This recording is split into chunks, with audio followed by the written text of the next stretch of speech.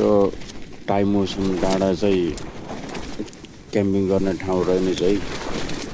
यहाँ क्याम्पिङ गर्ने हो भने चाहिँ टेन्ट अलिक तगडा हुनुपर्छ।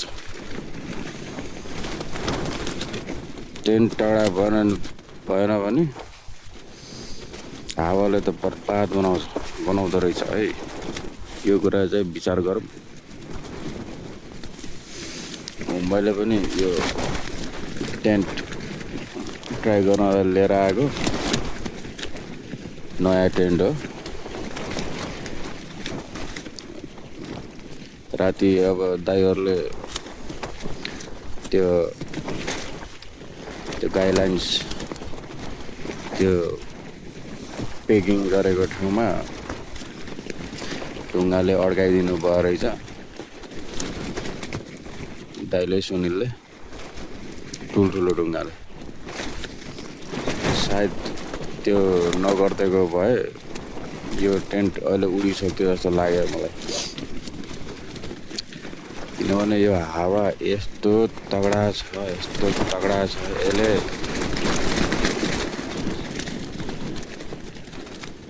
यसले यो टेन्टको यो फ्लाइ र बडीलाई म आज फाडेरै छाड्छु भन्ने तरिकाले चाहिँ हावा लगाइरहेछ। यस्तो नराम्रो हावा लाग्छ।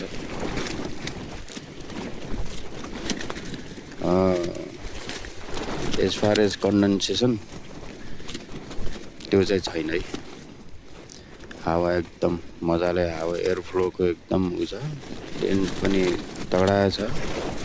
तर चाहिँ राति चाहिँ सायद दाइ र सुनिलले त्यो ठुल्ठुलो ढुङ्गाले अड्काइदिनु भएको छ त्यो पेकिङ गरेको ठाउँमा। नआए पनि अहिलेसम्म यो टेन्ट तल झरिसक्थ्यो जस्तो लाग्छ मलाई। हावाले चाहिँ छोड्दैन यो। अनि यो मेरो चाहिँ फ्री स्ट्यान्डिङ टेन्ट होइन, यो हाइकिङ पोलले चाहिँ मैले उ गरेछु। यो जुन पोल छ यो चाहिँ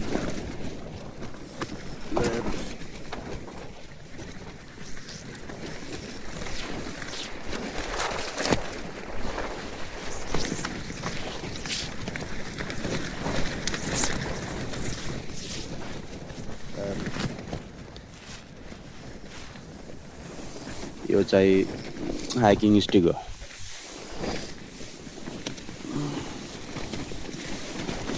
यो चाहिँ हाइकिङ स्टिक हो। यो टेन्ट चाहिँ हाइकिङ स्टिकले अड्काउने टेन्ट हो। यो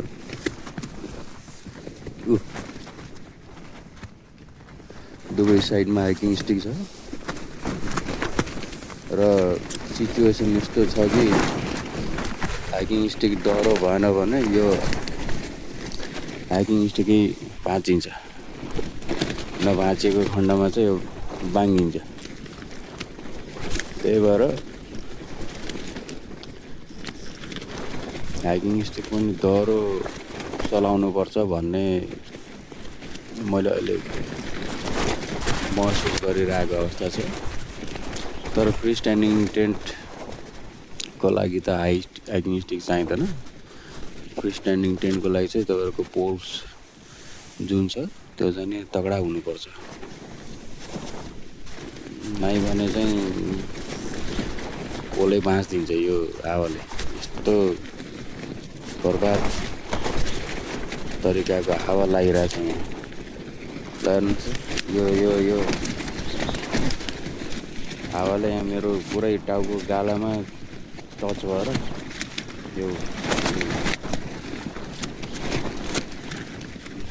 फेरि हावा छिरेर फाडम्ला जस्तो गरिरहेछ यो टेन्टलाई।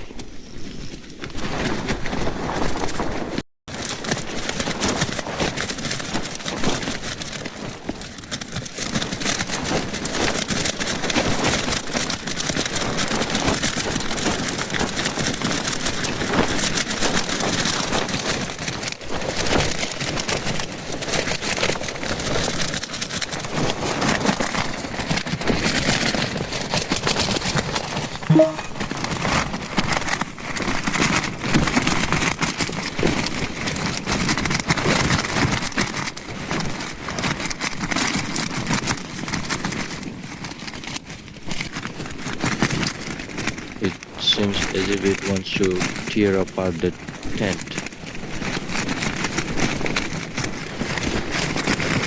Extremely strong wind.